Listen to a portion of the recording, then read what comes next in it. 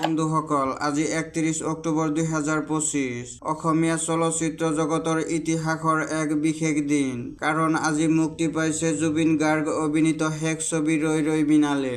অসমীয়া সংগীতৰ আত্মা আমাৰ মৰমৰ জুবিন দা, যাৰ সুৰ, গীত আৰু উপস্থিতিত আমি অনুভৱ কৰিছো জীৱনৰ ৰং।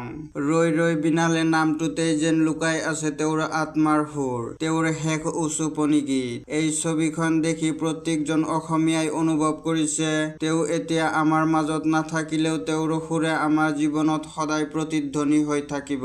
এই ছবিখনত কেৱল জুবিন গাৰ্গৰ শেষ উপস্থিতিয়ে নহয়, ই হৈছে অসমীয়া সংস্কৃতিৰ এটা যুগৰ সমাপ্তি। অসমবাসীৰ মাজত জীয়াই থাকোতে তেওঁ কি কি অৱদান আগবঢ়ালে সেয়া অসমত সকলোৱে ভাবিবলৈ বাধ্য হৈছে।